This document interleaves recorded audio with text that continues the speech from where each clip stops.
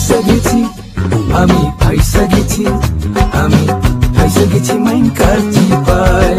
আপনি কি কখনো কাউকে ওয়াশিং মেশিনে আটকে যেতে দেখেছেন? মুভিতে নয়, বাস্তবে। বা এমন কোনো চোরকে দেখেছেন যে চুরি করতে এসে জানালায় আটকে পড়েছে, আর সেখান থেকে বের হওয়ার জন্য সে তার জামা কাপড় সব খুলে ফেলেছে, তাও বের হতে পারেনি? ঘটনাগুলো অনেক আজব মনে হলেও এমনই অনেক আজব আজব ঘটেছে অনেকের সাথে, যা খুবই হাস্যকর। কিন্তু যারা আটকে গিয়েছিলেন তাদের জন্য হয়তো সেই দিনটা ছিল সবচেয়ে ভয়ঙ্কর একটি দিন, যা তারা এই জীবনে কখনোই ভুলতে পারবে না। আমরা সবাই আজকে কোয়ারেন্টাইনে ফেসে গেছি, আটকে গেছি নিজের বাসায়, কিন্তু এটা আমরা ইচ্ছে করে করিনি। আমরা সবাই পরিস্থিতির শিকার। তবে আমরা যখন আটকে যাই তখনই আমরা বুঝতে পারি মুক্তির আসল স্বাদ কি। মুক্ত থাকার যে কি আনন্দ একমাত্র তখনই আমরা অনুভব করতে পারি। কিন্তু পৃথিবীতে এমন কিছু মানুষ আছে যারা নিজেদের ভুলেই ফেসে যায় অদ্ভুত ভাবে, আর পরবর্তীতে পড়েছে বিশাল লজ্জায়।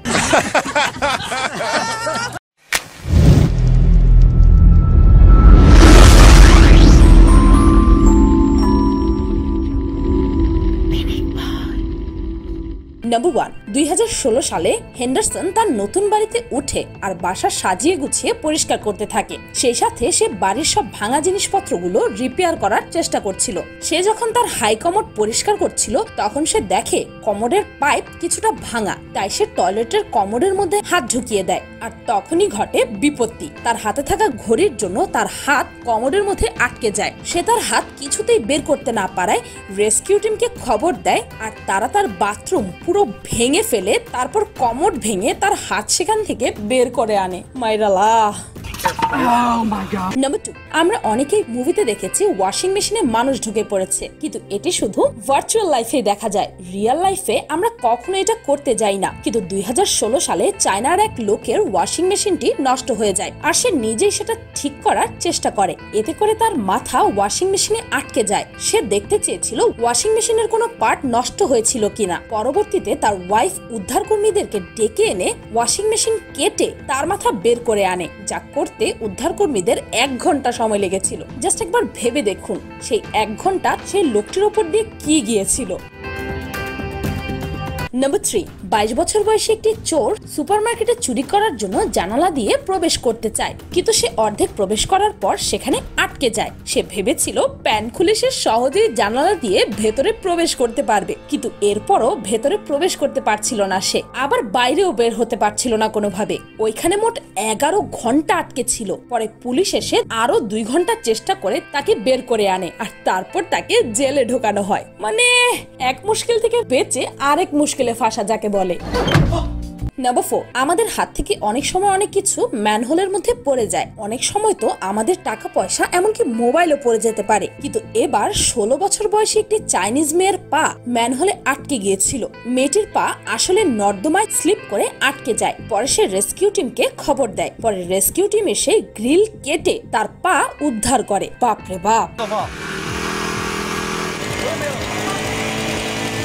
Number 5, toddler swing. এটি বাচ্চাদের খেলার দোলনা, যা তৈরি করা হয় বাচ্চাদের সাইজ অনুযায়ী। কিন্তু আমরা অনেকেই বাচ্চাদের খেলনা নিয়ে খেলতে ভালোবাসি, আবার অনেকে কৌতূহল বশত বাচ্চাদের খেলনা নিয়ে খেলতে চাই। কিন্তু একজন প্রাপ্তবয়স্ক ব্যক্তি যদি এই টডলার সুইং এ বসতে যায় তাহলে সে আটকা পড়বেই। আর এমনটি হয়েছিল এই ব্যক্তির সাথে। উনি ওনার স্ত্রীকে নিয়ে ঘুরতে এসে টডলার সুইং এ বসার চেষ্টা করলে উনি এটার মধ্যে ফেসে যায়। তারপর ওনার বন্ধু বান্ধবরা খুব কষ্টে টেনে টুনে ওনাকে বের করে।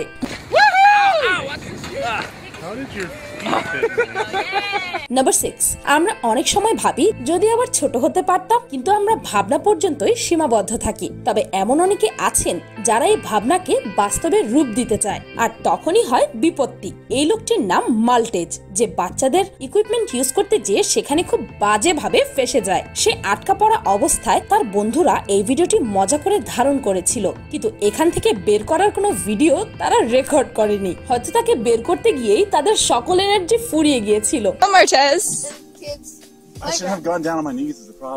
নাম্বার 7, আপনি কি কখনো ডাস্টবিনে মানুষ আটকা পড়তে দেখেছেন? ডাস্টবিনে আমরা প্রায় ইঁদুর, বিড়াল, কুকুর দেখে থাকি, তবে মানুষ নয়। এই লোকটি দিনে প্রায় সারাক্ষণই গলফ প্র্যাকটিস করত।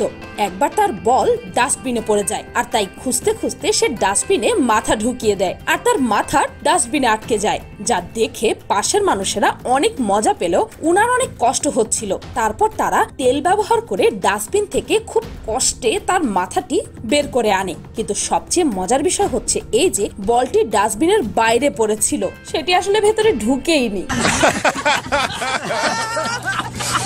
নাম্বার 8, গাড়ি চালাতে হলে সবসময় বলা হয় সেফটি বেল্ট ব্যবহার করার কথা, কেননা যদি কোনো দুর্ঘটনা ঘটে তাহলে সেফটি বেল্ট থাকলে ড্রাইভার ও প্যাসেঞ্জাররা অনেক সময় প্রাণে বেঁচে যায়, তাদের কোনো ক্ষতি হয় না। এই মেয়েটির নাম সিয়েরা।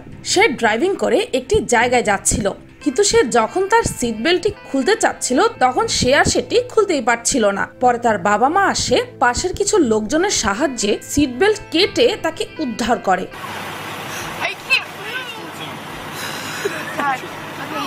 নাম্বার 9, অনেক মানুষ আছে যারা বাচ্চাদের জিনিস নিয়ে খেলতে খেলতে এমন হাস্যকর জিনিস ঘটিয়ে ফেলে তারপরে তারা নিজেরাই লজ্জার মধ্যে পড়ে যায়। 15 বছর বয়সী অডিশন ট্রেঙ্ক ও তার বন্ধুরা একটি ফাস্টফুড রেস্টুরেন্টে খেতে যায়, কিন্তু অডিশন যখন হাই চেয়ারে বসে তখন সে সেখানে আটকে যায়। রেস্টুরেন্টের লোকেরা ও তার বন্ধুরা মিলে 45 মিনিট ধরে তাকে ঢোকানোর চেষ্টা করেও ব্যর্থ হয়েছিল। পরে তারা ফায়ার ফাইটার্স অর্থাৎ দমকল বাহিনীকে ডেকে এনে তাকে উদ্ধার করে। চেয়ার থেকে বের হয়ে অডিশন বলে, আমি আর কোনোদিন এমন চেয়ারে বসবো না। ভাবতে পারছেন?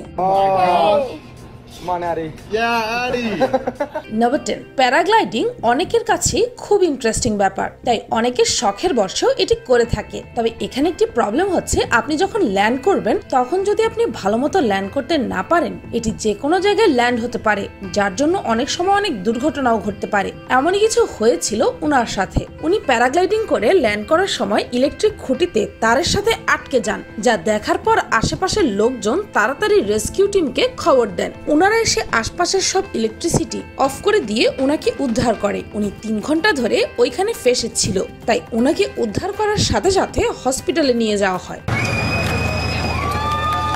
আচ্ছা, আপনার জীবনে কি এরকম কোনো ঘটনা আছে?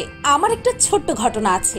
ছোটবেলায় একবার ট্রেনের জানালা দিয়ে মাথা ঢুকিয়ে দিয়েছিলাম আর ট্রেন ছেড়ে দিয়েছিল, আর আমিও ট্রেনের সাথে সাথে চলেই যেতাম যদি না আমার বাবা দৌড়াতে দৌড়াতে কোনো মতে আমাকে টেনে বের করতেন। এই ভিডিওটা দেখে অনেকেরই রিয়াকশন হয়তো ছিল, ইস কি যন্ত্রণা, আহারে কি বেকায়দাতেই না পড়লো। কিন্তু এই ভিডিওটি বানানোর উদ্দেশ্য ছিল ভিন্ন।